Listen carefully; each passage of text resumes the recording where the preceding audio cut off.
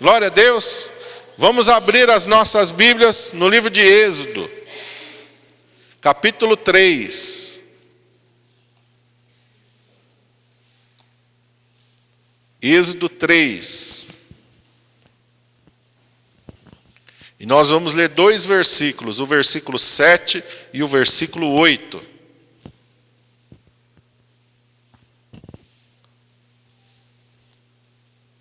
Segundo livro da Bíblia, bem facinho de você achar, lá no comecinho.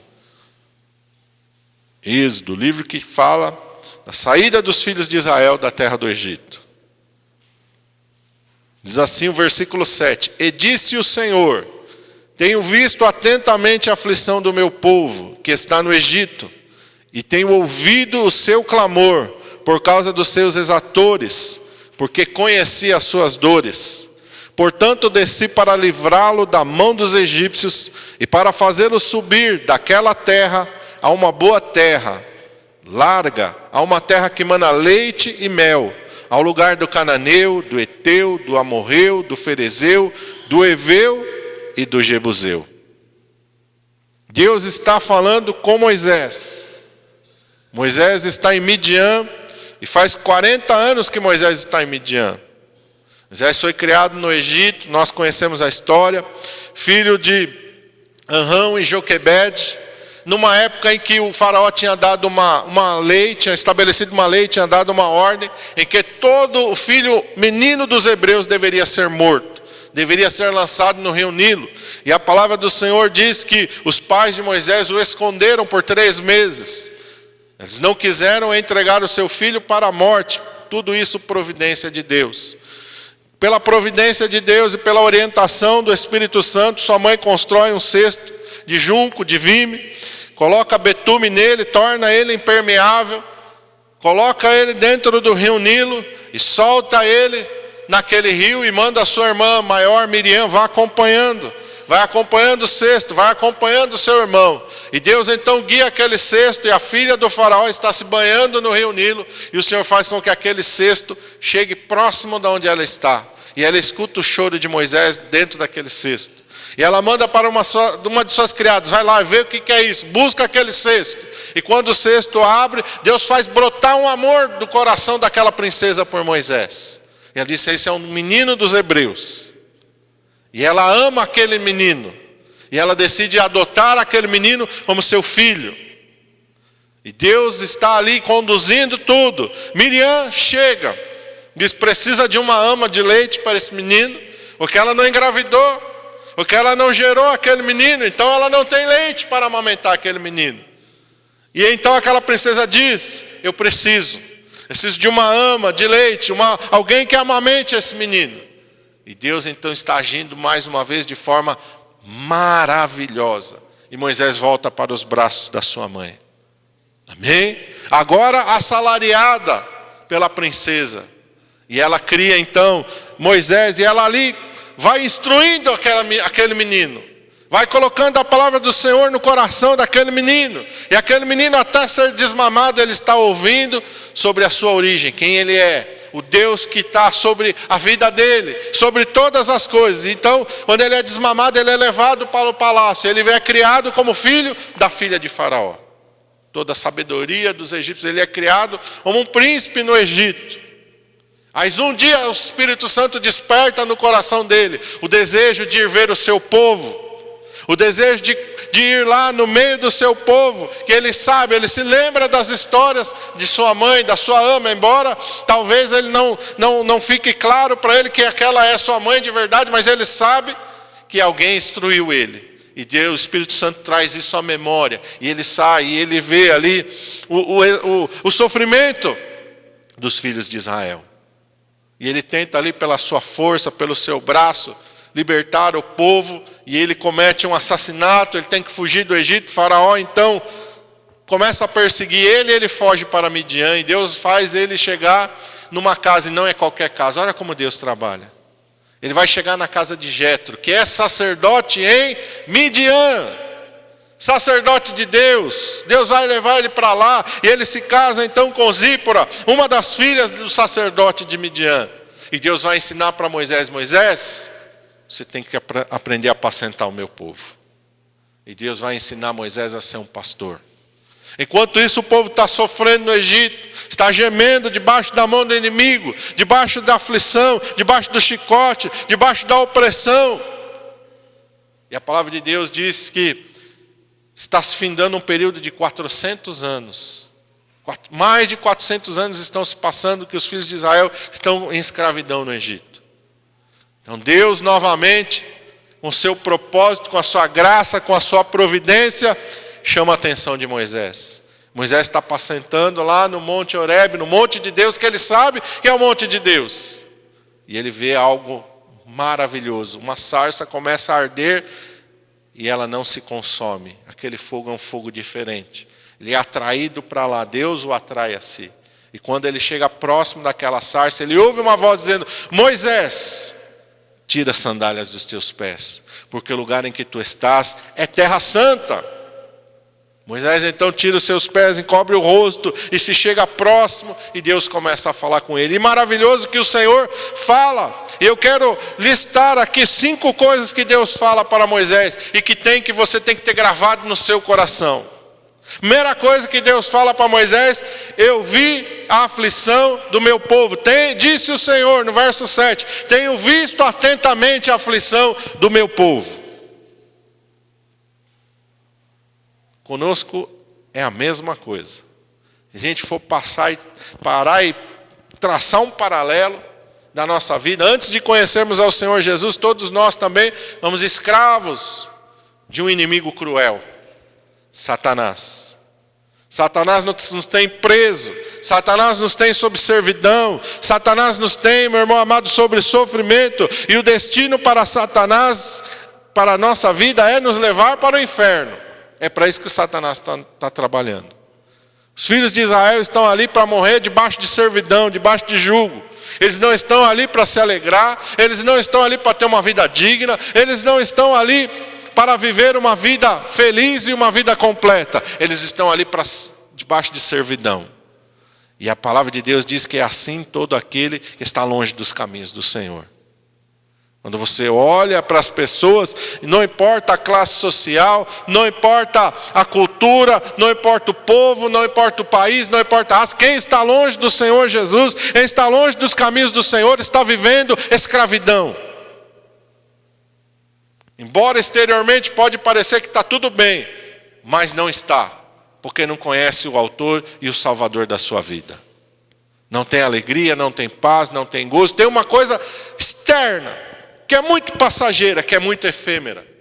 E aí a pessoa sempre está precisando de algumas coisas para completar a sua vida, visto que ele não tem felicidade em si mesmo. E aí ele vai buscar nos jogos, ele vai buscar na prostituição, ele vai buscar no álcool, ele vai buscar nas drogas, ele vai buscar de alguma maneira tentar preencher algo que ele não tem, que é o Senhor Jesus. Está debaixo de escravidão, está debaixo de opressão, mas tem um Deus do céu que está olhando, que está atento na sua aflição. E assim como Deus diz aqui para Moisés: eu desci, no verso 8, desci para livrá-lo da mão dos egípcios. Há 2000 anos atrás, o Senhor Jesus desceu nesta terra para nos livrar desse cativeiro espiritual. O Senhor Jesus pisou nesta terra para conhecer também a nossa dor e a nossa aflição. Ele está olhando, mas ele não está olhando de longe. Assim como o Senhor desceu e disse para Moisés: eu desci, porque tenho atentado na aflição do meu povo. O Senhor Jesus também desceu. Como qualquer um de nós, cresceu, viveu como um carpinteiro, pobre e humilde, nasceu numa manjedoura, filho de um carpinteiro. Da mesma maneira, o Senhor se torna um de nós. Amém? Então Deus vê a nossa aflição. Segunda coisa, e o Senhor fala: tenho ouvido o seu clamor por causa dos seus exatores. Deus é um Deus que ouve o nosso clamor. Deus ouve o nosso clamor. Quando nós nos voltamos para Deus, dizemos: Deus, Ele diz: eis-me aqui. Não importa quem você seja, não importa se você está dentro do Evangelho ou não, quando nós nos voltamos para Deus, Deus ouve a nossa oração. Deus está atento. Ele diz: invoca-me no dia da angústia, eu te livrarei e tu me glorificarás. Ele diz lá em Jeremias: clama a mim e responder-te-ei, e anunciar-te-ei coisas grandes e firmes que tu não sabes. É um Deus que ouve. Não é um Deus que fecha os seus ouvidos, não é um Deus que vira as costas. Ele é um Deus que ouve o nosso clamor. Ouve o clamor do aflito, ouve o clamor do necessitado, ouve o clamor daquele que está oprimido. Ele ouve a nossa oração. Nós não precisamos de nenhum intermediário humano. Nós precisamos ir direto a Deus. Não precisamos mais de ninguém que se coloque entre nós e Deus. O véu do templo se rasgou, o nosso acesso é agora direto para com Deus. Quando você diz: Senhor, Ele diz: eis-me aqui. Ele está pronto para ouvir e para responder ao nosso clamor. Terceira coisa, Deus conhece as nossas dores, porque Ele fala aqui: porque conheci as suas dores. Deus conhece a tua dor. Deus conhece aquilo que te faz sofrer. Deus conhece aquilo que te entristece. Deus conhece aquilo que te perturba. Deus conhece aquilo que rouba a alegria e a paz do teu coração. Deus conhece aquilo que interno ou externamente te faz sofrer. Pode ser um sofrimento físico, pode ser um sofrimento espiritual, pode ser um sofrimento na tua área sentimental, em qualquer área que você estiver sofrendo. Deus conhece a sua dor. Não é um conhecimento de curiosidade. Nós não somos ratinho de laboratório que Deus está olhando e fazendo experiência, não. Ele nos ama. Por isso Ele diz para Moisés: eu desci, eu estou aqui. Não é um conhecimento de longe, é um conhecimento de perto. Por isso que a palavra do Senhor fala que o Senhor Jesus era homem de dores, experimentado nos trabalhos e que sabe o que é padecer. Deus sentiu na sua própria carne, onde Ele se fez homem em Jesus Cristo. Deus sentiu na sua própria carne aquilo que é sofrimento, aquilo que é dor. Deus conheceu as nossas dores. Porque nós temos sempre aquilo conosco. A gente está passando por algum sofrimento, ninguém sabe o que eu estou sofrendo. Ninguém sabe o que eu estou passando. Ninguém sabe qual é a minha luta diária. Deus sabe. Deus sabe. Porque Ele, meu irmão amado, se encarnou. Porque Ele pisou nesta terra. E Ele experimentou todo tipo de sofrimento e todo tipo de dor. Para poder te entender, te compreender e te salvar. O Senhor sabe o que é rejeição? Porque a palavra de Deus diz que as pessoas não criam nele, nem a sua própria família, nem os seus próprios irmãos. Ele chega lá na sua cidade natal e a Bíblia diz que ele não pode fazer ali muitos milagres por causa da incredulidade deles. Porque eles olham para ele: não, esse aí não é grande coisa não, nós sabemos quem ele é. É o filho de José, é o filho de Maria. Seus pais estão entre nós, os seus irmãos estão entre nós. Da onde veio a sabedoria? Quem ele está pensando que ele é? Nós sabemos quem ele é, nós vimos ele crescer, nós acompanhamos a sua infância. Ele foi rejeitado. Como um de quem os homens escondiam o rosto, diz Isaías: dele não fizemos caso algum. Então o Senhor sabe. Ele sabe a dor do sofrimento físico. Porque a palavra de Deus que diz que ao Senhor agradou moê-lo, fazendo-o enfermar. O Senhor Jesus sabe o que é sofrimento físico, o Senhor sabe o que é o sofrimento emocional, o que é ser abandonado, porque quando Ele está na cruz, Ele não só é abandonado pelos seus discípulos, que todos se retiram. Quando Ele é preso, todo mundo sai correndo, cada um por si, e Ele está sozinho. Mas ali naquele momento que Ele assume os nossos pecados, que Ele assume toda a nossa iniquidade, todo aquilo que nós temos de mal, Ele assumiu sobre Ele. A palavra de Deus diz que pela primeira vez Ele fica sozinho. E Ele clama: Deus meu, por que me desamparastes? Por que me desamparaste? Naquele momento Ele está sozinho. A palavra de Deus diz que os nossos pecados fazem separação entre nós e o nosso Deus. Então quando Ele assume os nossos pecados, Ele fica sozinho. Ele experimenta a solidão. Amém? Quarta coisa, Deus vem para nos livrar do nosso inimigo. Ele diz no 8, portanto, desci para livrá-lo da mão dos egípcios. O Senhor veio para nos livrar da mão de Satanás. Assim como o Senhor desce ali e através de Moisés vai livrar os filhos de Israel das mãos dos egípcios que são o seu inimigo. É aquele que está aprisionando, é aquele que está ali explorando ele, é aquele que está ali trazendo ele debaixo de servidão, debaixo de dor, está privando ele de uma vida plena. Assim também o Senhor Jesus desceu para nos livrar da mão de Satanás. A palavra de Deus diz que ele nos tirou do império das trevas e nos transportou para o reino do Filho do seu amor. Nós estávamos debaixo de escravidão. A palavra de Deus diz que o salário do pecado é a morte. E a palavra de Deus diz que não há justo nenhum sequer entre os homens, a não ser aquele que é justificado em Jesus Cristo. Só se torna justo aquele que é justificado em Jesus Cristo. Você pode dizer, não, eu não mato, eu não roubo, eu não faço mal para ninguém, mas isso não é o suficiente para te levar para o céu. Porque nós herdamos o pecado de Adão. Todos nós. A palavra de Deus diz que por um homem entrou o pecado no mundo e o pecado passou a todos os homens. Todos nós cometemos pecado. E a Bíblia diz, aquele que diz que não comete pecado é mentiroso e nele não está a verdade. Podemos não praticar, mas muitas vezes o pecado é aqui, ó, é na mente. É no coração. Jesus disse, se um homem atentar numa mulher e tiver um pensamento, um desejo mau no seu coração com ela, já adulterou com ela. Isso serve para o homem e para a mulher. Qual é um de nós? E eu começo por mim mesmo, que nunca teve um pensamento mau no seu coração. A gente tem que lutar contra isso. Mas nós pecamos por pensamento. Pecamos por omissão, porque a Bíblia diz que quando eu sei que eu devo fazer alguma coisa boa e não faço, eu estou pecando. Pecamos por omissão. Quem de nós nunca teve a oportunidade de fazer alguma coisa e não fez? Se omitiu. Pecamos por omissão. Pecamos por rejeição.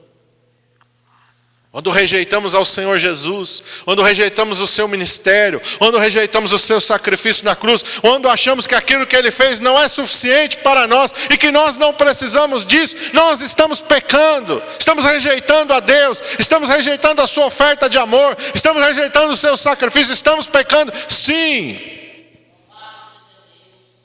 Não há escapatória para o homem, a não ser na cruz de Cristo Jesus. A não ser no seu sacrifício, a não ser no seu perdão, a não ser na sua graça, não há outro caminho. Ninguém vem ao Pai a não ser por mim. Se nós não formos a Jesus, se nós não passarmos pela cruz, nós nunca chegaremos em Deus. Nunca herdaremos a vida eterna. Então nós temos que ir ao Senhor Jesus, porque Ele veio para nos livrar do nosso inimigo. Mas a todos quantos o receberam, deu-lhes o poder de serem feitos filhos de Deus, a saber, aqueles que creem no seu nome. Glória a Deus. E a quinta e a última coisa que eu vejo aqui, Deus vem para nos conduzir para a terra da promessa. Ele está dizendo aqui no 8, né? Desci para livrá-lo da mão dos egípcios e para fazê-lo subir daquela terra a uma terra boa e larga, a terra que mana leite e mel, ao lugar do cananeu, do eteu, do amorreu, do ferezeu, do heveu e do jebuseu. Deus está nos conduzindo. Ele não somente nos livrou, mas Ele está nos conduzindo. Ele está conduzindo a nossa vida. Ele está guiando os nossos passos. Por isso que Jesus disse, quem quiser vir após mim. Nós temos que seguir ao Senhor Jesus. Não basta apenas ser livre. Não basta apenas, meu irmão amado, ser perdoado, ser curado. É necessário deixar Deus conduzir a nossa vida. Ninguém, meu irmão, dos filhos de Israel era obrigado a sair do Egito, mas só experimentou liberdade aquele que saiu do Egito. Aquele que permaneceu no Egito voltou para a servidão. A Bíblia não diz que ninguém ficou lá. Não imagine também qualquer pessoa que queira ficar. Mas hoje, existem pessoas que não querem seguir a Jesus. Querem ser libertos, querem ser curados, querem ser perdoados, querem ser abençoados, mas não querem seguir a Jesus.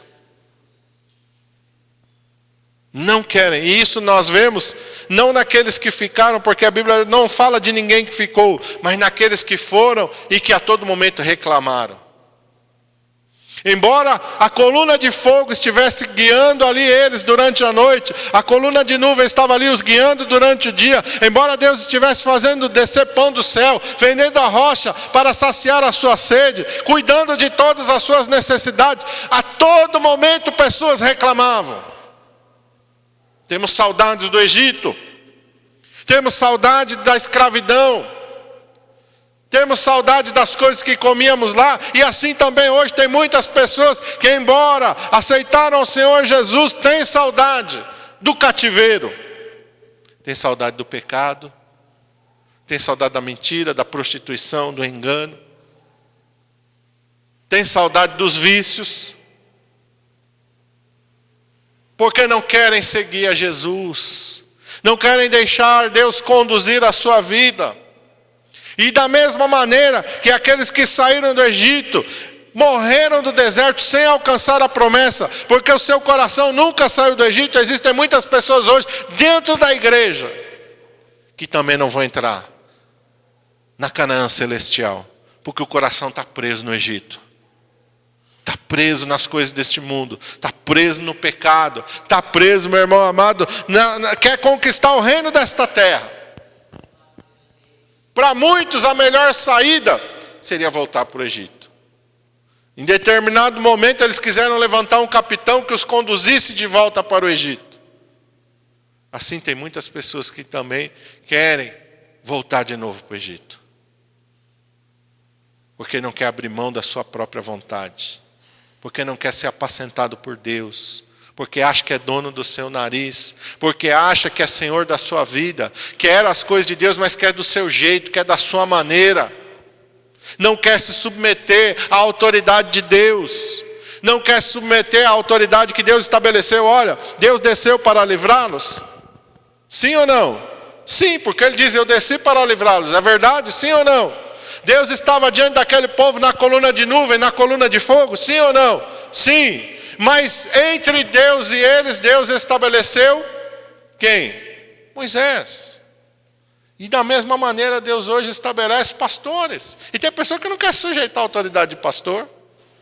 Não quer, não. Homem nenhum manda em mim, eu sou dono do meu nariz. Amém, irmão, ninguém é dono da sua vida mesmo, não. Você é dono do seu nariz, mas você precisa de alguém que vai apacentar a tua vida. Amém? Você precisa de alguém que vai chegar para você em determinado momento e falar, irmão, ó, a palavra de Deus diz assim, a palavra do Senhor diz assim, porque senão Deus não teria levantado Moisés, porque senão Jesus não teria deixado 12 apóstolos nesta terra. Amém? Eles não são intermediadores, o nosso acesso é direto ao Pai.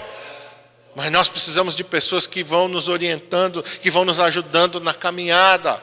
Precisamos de pessoas que dizem para nós, irmão, olha, eu acho que isso aqui tem que mudar. Amém?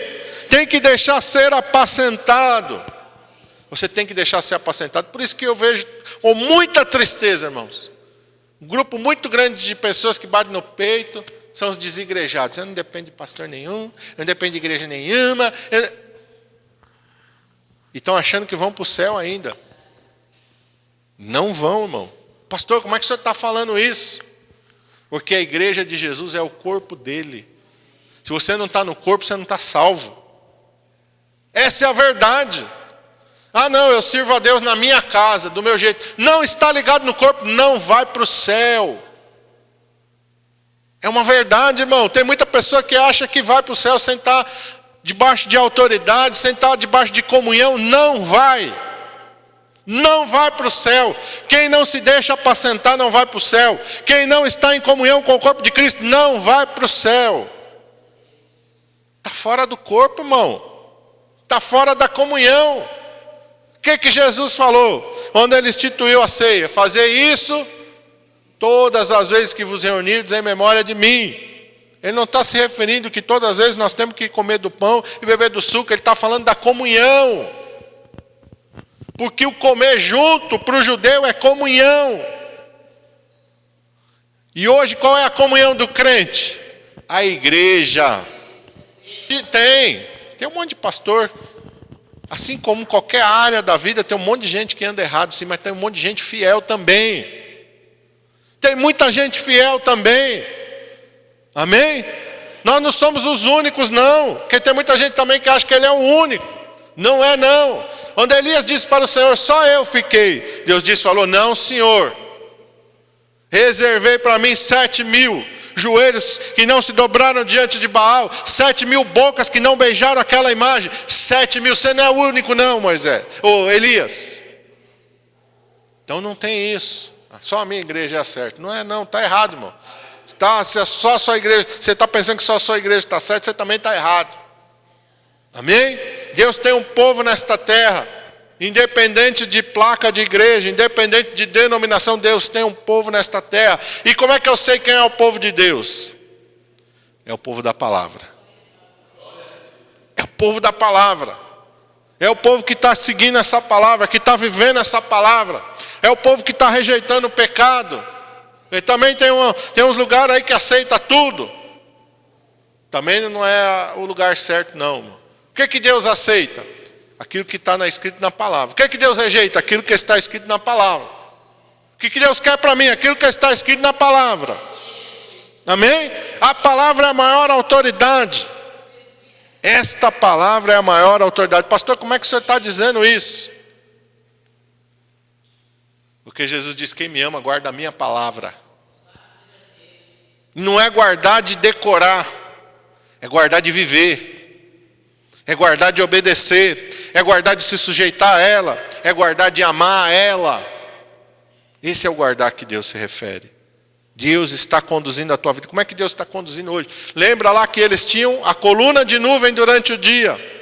E eles tinham que ficar de olho ali. De noite ela se transformava numa coluna de fogo. Ela estava sempre sobre a tenda da congregação. Não estava? Estava sempre ali, eles tinham que ficar olhando. Quando aquela coluna se levantava, eles desarmavam as suas tendas, faziam as suas malas e seguiam. Fosse de dia, fosse de noite, eles tinham que estar com os seus olhos atentos na manifestação de Deus sobre a tenda da congregação. E hoje? Aqui está a tua coluna de fogo. Aqui está a tua coluna de nuvem. Você tem que estar com o teu olho nesta palavra. Aquilo que Deus fala, você tem que obedecer. Eu estou cansado de ouvir pessoas falando, não, eu não concordo com tudo que está aí. Vai para o inferno com o teu pensamento. Ah, não, nem tudo que está aí é a palavra de Deus. Você vai para o inferno com esse teu pensamento. Amém? Quem rejeita a palavra de Deus, rejeita Deus. Ah, hoje é moda criticar a palavra. É moda. O pessoal se acha muito sábio. Dizendo-se sábios, tornaram-se loucos. E Jesus falou para os maiores estudiosos da palavra de Deus: errais, não conhecendo as Escrituras e nem o poder de Deus. Errais. Cegos, condutores cegos. Vão cair no buraco e vão levar pessoas após si para o mesmo buraco. Porque fica criticando a palavra de Deus, fica achando defeito na palavra de Deus, fica torcendo o nariz para a palavra de Deus. Não, por quê? Porque não quer se converter à palavra de Deus, porque não quer se sujeitar à palavra de Deus, porque não quer viver a palavra de Deus. Quer fazer com que a palavra de Deus entre dentro, se tem uma forma que ele determinou. A palavra de Deus tem que se encaixar na minha forma, e não, eu não creio nela. Bom, no inferno tem um lugarzinho para esse pessoal todinho aí, que rejeita a palavra de Deus, que critica a palavra de Deus, que diz que a palavra não é, isso aí não é a palavra de Deus. Tá bom, tem um lugarzinho preparado para você lá no inferno, porque o diabo é mais sábio do que você, porque a Bíblia diz que ele treme diante da palavra de Deus. O diabo treme diante da palavra de Deus. A Bíblia diz, o diabo é mais sábio que você, que critica a palavra de Deus, que rejeita a palavra de Deus. Nós temos que viver essa palavra. Porque lá no Evangelho de João, no capítulo 1, está escrito que o Verbo se fez carne e habitou entre nós. Isso não é qualquer coisa não, meu irmão, isso não é qualquer livro não. Isso é a palavra de Deus. E a palavra de Deus, ela é tão poderosa que ela se fez carne e habitou entre nós. Porque lá em Apocalipse diz a respeito de Jesus, e o nome pelo qual ele é conhecido nos céus é a palavra de Deus. Se você rejeita a palavra, você rejeita Jesus. Se você desobedece a palavra, você desobedece a Jesus. Se você critica a palavra, você critica a Jesus. Se você rejeitar, você está rejeitando a Jesus. Você não ama Ele. Não tem como se relacionar com Deus fora desta palavra. Todos os caminhos levam a Deus. Mentira. Jesus disse, eu sou o caminho, a verdade e a vida. Ninguém vem ao Pai a não ser por mim. Ninguém vai a Deus sem a palavra. Ninguém vai a Deus sem a palavra. Ninguém vai a Deus, ninguém conhece a Deus, ninguém se aproxima de Deus sem a palavra de Deus. Amém? E Ele está nos conduzindo através da sua palavra. A nossa coluna de fogo hoje é a palavra de Deus. A nossa coluna de nuvem hoje é a palavra de Deus. Se eu sigo a palavra de Deus, eu estou seguindo a nuvem. Se eu sigo a palavra de Deus, eu estou seguindo o fogo. Se eu sigo a palavra de Deus, eu estou caminhando para Canaã. Se eu não sigo a palavra de Deus, eu estou indo para a morte. Vamos ficar de pé. Em nome de Jesus. Senhor Jesus, nós nos colocamos diante da Tua presença nesta manhã, Pai. Oh, santo e poderoso Deus. Nós temos que amar esta palavra, Pai. Oh, Senhor, eu vejo pessoas criticando, a letra mata. Como que se a Bíblia não fosse algo de Deus para o nosso coração. O que mata não é a letra da palavra de Deus, não. O que mata é a letra do homem, a sabedoria do homem, que a Bíblia chama de demoníaca, de animal. Isso mata, mas a palavra de Deus não mata ninguém, não. Essa palavra é pura, é preciosa. Oh, santo e poderoso Deus, é uma palavra de vida eterna para nós. Essa letra não mata, essa letra cura, essa letra santifica. Oh, aleluia. O que mata é quando nós distorcemos ela. O que mata é quando nós queremos acrescentar alguma coisa nela. Isso mata. Quando nós tiramos alguma coisa dela, também mata. Pois que Deus diz lá em Apocalipse, lá no finalzinho, qualquer que acrescentar alguma coisa, nesta palavra vai ser acrescentado todas as pragas deste livro sobre a vida dessa pessoa. Se alguém tirar alguma coisa desta palavra, a sua parte também vai ser tirada da árvore da vida. Nós não temos que acrescentar nada, nós não temos que tirar nada, nós não temos que alterar nada, nós temos que simplesmente amá-la e vivê-la. Sem contestar, sem torcer o nariz, sem querer adaptar ela para nós. Não. Eu tenho que simplesmente me submeter a ela, me sujeitar a ela. Oh, aleluia! Porque quando eu me submeto à palavra de Deus, estou me submetendo a Deus. Porque quando eu amo a palavra de Deus, eu amo a Deus. Porque quando eu escondo essa palavra no meu coração, eu passo a viver uma vida longe do pecado. Escondi a tua palavra no meu coração para eu não pecar contra ti. Lâmpada para os meus pés é a tua palavra e luz para o meu caminho. Quando eu sigo a palavra de Deus, eu não sou enganado. Eu não sou enganado. Satanás não brinca comigo, não. Satanás não me engana, não. Porque a palavra de Deus é a lâmpada para os meus pés, é a luz para o meu caminho. Ela vai me fazer discernir entre o bem e o mal, entre o Espírito Santo de Deus e entre aquele espírito de engano. Oh, aleluia! Ele me dá discernimento para mim saber o que é Deus e o que não é Deus. O que é o homem e o que é o Espírito Santo de Deus. Porque tudo aquilo que sai da palavra é do homem. Sim, sim e não, não. O que passa disso é de procedência maligna. Essa palavra é ela. Não está além dela e não está aquém dela, é ela. É sim, sim e não, não. O que está escrito aqui. Onde eu escutar alguém dizendo, olha, não é bem isso que quer dizer, não. Olha, sabe, não é bem assim, não. É a voz do diabo, do enganador. É a voz do espírito do engano. Não, você não pode ser radical, não, sabe? Porque isso aqui não é para os nossos dias, não. É a voz do espírito do engano. É a voz de Satanás. É essa mesma voz que diz para Eva, olha, não é bem assim não, viu, Eva? Deus falou, mas não, isso não, esse é o mesmo espírito. É o mesmo espírito maligno que está dizendo, olha, não é bem assim não, viu? É o mesmo espírito, é o mesmo demônio, é a mesma atuação. Eu tenho que me submeter a essa palavra. Meu irmão, e se você se submeter a ela, se você viver ela, você está sendo conduzido, apacentado e guiado para as correntes da salvação. Aleluia! Como Davi diz no Salmo 23, aleluia, o Senhor é o meu pastor, de nada me faltará, guia-me mansamente a águas tranquilas, refrigera a minha alma. É assim, meu irmão, quando você vive a palavra, é assim que Deus está conduzindo a tua vida. Ele está te guiando mansamente a águas tranquilas, Ele vai refrigerar a tua alma. Aleluia, Ele vai te livrar da mão do inimigo. Ainda que você passe pelo vale da sombra da morte, você não está sozinho. O Senhor está contigo. O Senhor está contigo, guiando e conduzindo a tua existência. Aleluia, para Canaã celestial. Louvado e engrandecido seja o nome do Senhor. Abre nosso entendimento, Pai. Nos dá um coração submisso, ó Pai, humilde diante do Senhor e diante da Tua palavra. Tira todo o espírito de rebeldia de nós, ó Senhor. Tira toda a altivez de espírito do nosso coração.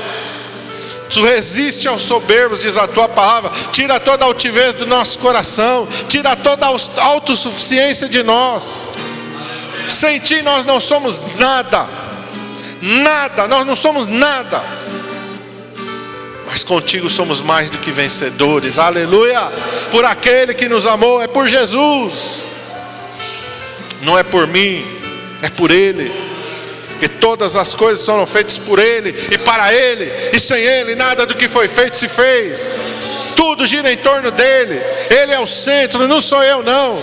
A minha vida não é o centro do universo, não. Eu não sou o centro do universo, não. Jesus é o centro de todas as coisas. E tudo tem que ser por Ele, para Ele e para a glória dEle. Aleluia. Porque diante dEle, aleluia, santo e poderoso Deus, todo joelho se dobra no céu, na terra e debaixo da terra. Aleluia. Porque quando Satanás vem, eu digo em nome de Jesus, ele tem que se curvar. Porque Jesus declara, é-me dado todo o poder nos céus e na terra. Não tem espírito maligno, não tem pacto com o inferno, nada que resista ao nome de Jesus. É o nome todo poderoso. Por isso que quando Jesus se aproximava dos endemoniados, eles já se prostravam gritando diante dele. Porque Jesus não estava ali para medir força. Porque Ele é o Todo-Poderoso. Aleluia. Aleluia. E Ele está conosco. Aleluia. E Ele é o nosso Emanuel. Meu irmão amado, Ele diz, se você abrir a porta do teu coração, eu entro dentro da tua vida. Ele habita em nós através da sua palavra. Aquele que se submete à palavra do Pai, Jesus diz, eu e o Pai viremos para Ele e faremos nele morada. Aleluia. Por isso que Satanás não quer que você se submeta à palavra de Deus. É por isso que Satanás não quer que você viva a palavra de Deus. É por isso que Satanás não quer que você, meu irmão amado, você siga a palavra de Deus. Porque quando você e a palavra de Deus se tornam um, o Senhor Jesus está dentro da tua vida. E Ele não pode fazer mais nada com você, nem contra você. porque todo intento dele é frustrado. Mas se ele te fizer você desprezar a palavra, se ele te fizer você não acreditar na palavra, rejeitar a palavra, se tornar insubmisso à palavra, ele ganhou de você. Ele laçou a tua vida. Lembra de Eva. O trabalho de Satanás é te fazer desprezar a ordem do Senhor. Isso é muito radical, isso não serve para você não. Olha, não é bem assim não, viu? Você não pode ser radical não. Olha, a vida é tão bela, tem tantas coisas boas na vida. Se você for radical desse jeito, é sempre a mesma conversa da serpente. A conversa é a mesma. É sempre te fazer desviar da palavra de Deus. E quando você desvia da palavra de Deus, meu irmão amado, você já abraçou a morte. Obedece a palavra de Deus, te sujeita à palavra de Deus, viva a palavra de Deus. Que aquele que encontrar a palavra de Deus encontrou a vida. Aleluia. Os irmãos vão adorar ao Senhor. Continua louvando, engrandecendo o nome do Senhor Jesus nesta manhã.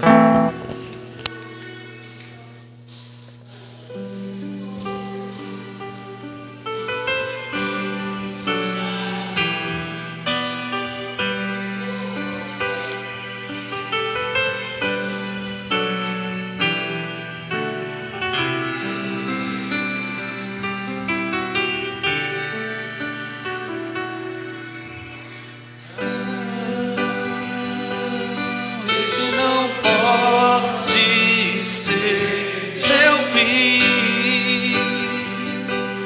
Quando Deus sonhou pra ti, não podes aceitar ver tua família se acabar. Esperança se apagar, fazendo escurecer. Sempre é difícil dizer sim, se tuas vontades que não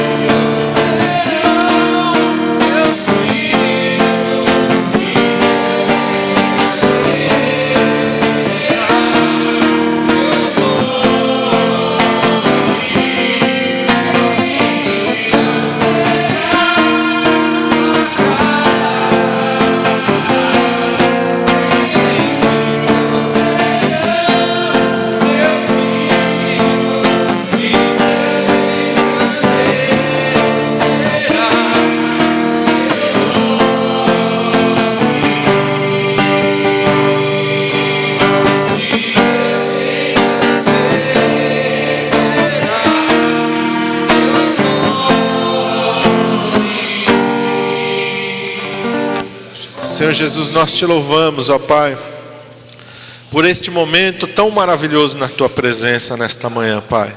Te damos graças pela comunhão do corpo de Cristo neste lugar, ó Pai. Te damos graças, ó Senhor, pela tua palavra, que é viva, que é eficaz, ó Senhor amado. É ela que penetra lá dentro do nosso ser, ó Pai. É ela que traz o retrato verdadeiro de quem nós somos diante da tua presença.